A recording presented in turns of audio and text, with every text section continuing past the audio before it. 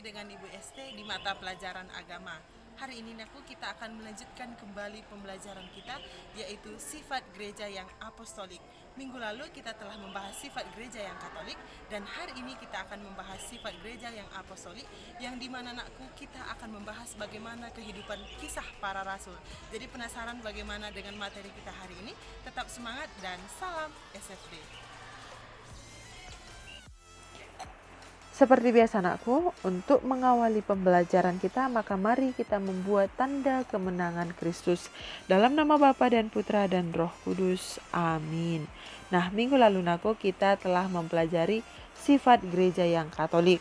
Dan hari ini kita akan melanjutkan pembelajaran kita dan kita akan membahas sifat gereja yang apostolik. Untuk apa kita membahas sifat gereja yang apostolik ini, Bu? Nah, agar anak didik kami ikut serta mewujudkan nilai-nilai luhur Injil di lingkungan masyarakat tanpa membeda-bedakan ras, agama, suku, dan golongan, tapi untuk semuanya. Nah, tujuan pembelajaran kita hari ini ada 3. Yang pertama, setelah mempelajari materi ini anak didik kami diharapkan mampu mendeskripsikan arti gereja yang apostolik dengan penuh semangat.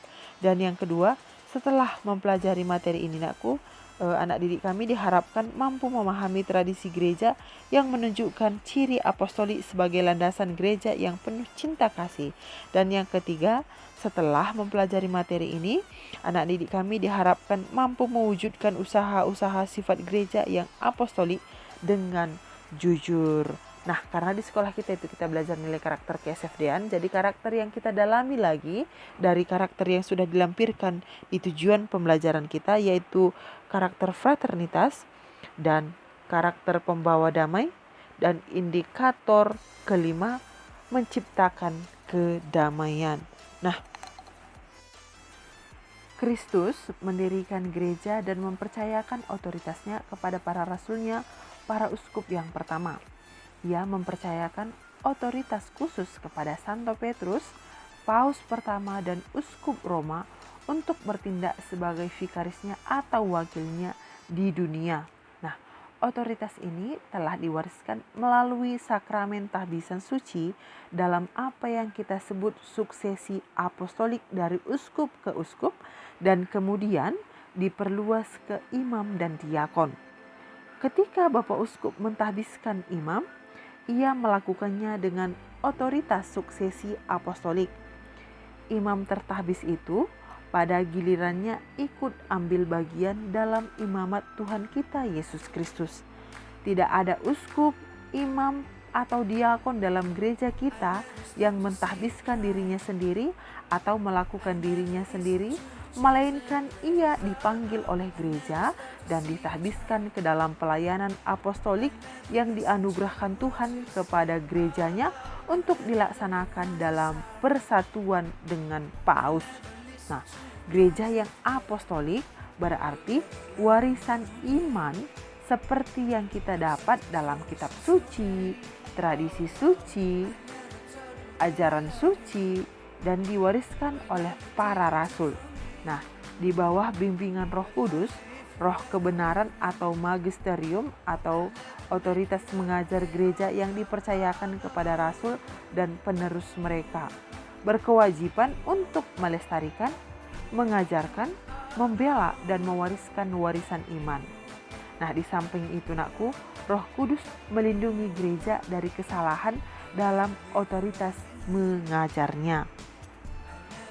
Jadi, ini tadi udah Ibu sebutkan, gereja yang apostolik berarti warisan iman seperti yang kita dapatkan dalam kitab suci, tradisi suci, magisterium yang diwariskan oleh para rasul.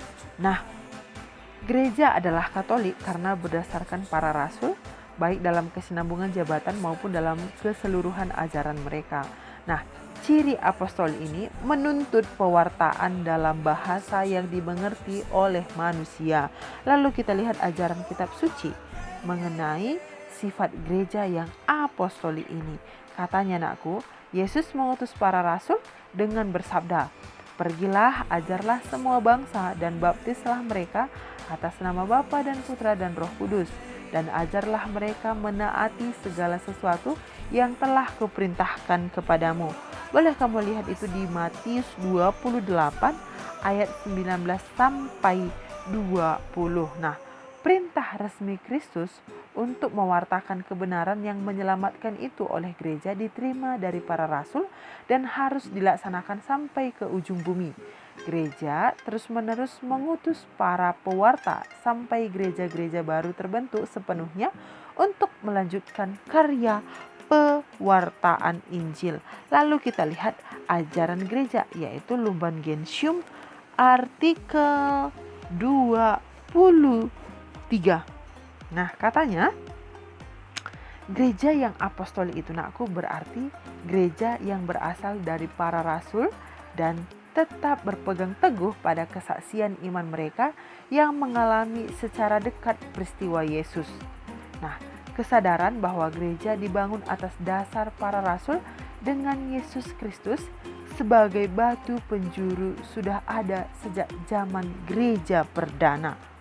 Nah, hubungan historis antara gereja para rasul dan gereja sekarang tidak boleh dilihat sebagai semacam estafet yang di dalamnya ajaran yang benar bagaikan sebuah tongkat dari rasul-rasul tertentu diteruskan sampai kepada para uskup sekarang. Yang disebut apostolik nakku bukan para uskup, melainkan gereja. Hubungan historis itu pertama-tama menyangkut seluruh gereja dalam segala bidang dan pelayanannya. Gereja bersifat apostolik berarti gereja sekarang mengakui diri sama dengan gereja perdana, yakni gereja para rasul. Nah, hubungan historis itu jangan dilihat sebagai pengganti orang, melainkan sebagai kelangsungan iman dan pengakuan. Gereja yang apostolik nakku tidak berarti bahwa gereja terpaku pada gereja perdana. Nah, gereja tetap berpegang di bawah bimbingan Roh Kudus dan tetap berpegang pada gereja para rasul sebagai norma imannya. Nah, hidup gereja tidak boleh bersifat rutin, tetapi harus dinamis. Nah, gereja disebut apostolik nakku karena gereja berhubungan dengan para rasul yang diutus oleh Kristus. Nah, hubungan itu tampak dalam legitimasi fungsi dan kuasa hierarki dari para rasul. Nah, fungsi dan kuasa hierarki diwariskan dari para rasul. Nah, ajaran-ajaran gereja diturunkan dan berasal dari kesaksian para rasul. Ibadat dan struktur gereja pada dasarnya itu berasal dari para rasul. Nah, gereja sekarang sama dengan gereja para rasul. Bahkan identitas gereja sekarang mempunyai kesatuan dan kesamaan fundamental dengan gereja para rasul. Lalu kita lihat usaha yang mewujudkan keapostolikan gereja. Yang pertama, setia dan mempelajari Injil merupakan iman gereja para rasul. Dan yang kedua, menafsirkan dan mengevaluasi situasi konkret kita dengan iman gereja para rasul. Dan yang ketiga, setia dan loyal kepada hierarki sebagai pengganti para rasul. Nah, itu dia materi kita hari ini. Cukup singkat nakku. Ibu harapkan sekali lagi, meskipun singkat materinya, tapi besar khasiatnya. Ibu ingatkan kembali, tetap kamu pindahkan ini ke catatanmu, dan mungkin nanti beberapa minggu ini atau bulan sekali lagi kita akan bertemu lagi di sekolah. Ibu harapkan catatanmu ini sudah lengkap. Ya, sudah lengkap catatanmu. Jadi, ibu harapkan ini kamu pindahkan dan kerjakan tugas yang sudah ibu kirim ke classroom. Kirimlah tepat waktu nakku dan ikuti aturan yang telah ibu ST buat. Contoh, lampirkan nama, kelas, dan itu pertemuan keberapa. Boleh kamu kerjakan tugasmu dan mengembangkan jawabanmu. Tapi intinya tidak boleh lari dari jawaban ibu ini.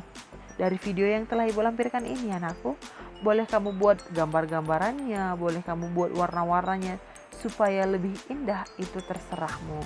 Nah, anak-anakku sekalian, tetap semangat untuk mengikuti pelajaran selanjutnya dan kerjakan tugas agamamu dengan tepat waktu. Ibu tunggu dan langsung Ibu periksa. Dan jika ada pertanyaanmu seputaran materi kita hari ini, silahkan kamu bertanya melalui Classroom juga boleh, melalui WA juga boleh ya anakku. Boleh minta WA Ibu ke wali kelasmu masing-masing. Nah, anak-anakku, tetap ingat pesan kita Bapa kita Santo Fransiskus. Ingat pesannya, mari kita berbuat karena sampai sekarang kita belum berbuat apa-apa. Jadi mari kita akhiri pembelajaran kita hari ini dengan menutup pembelajaran ini dengan tanda kemenangan Kristus. Dalam nama Bapa dan Putra dan Roh Kudus. Amin. Terima kasih anakku, salam sehat, salam SFD, Tuhan memberkati.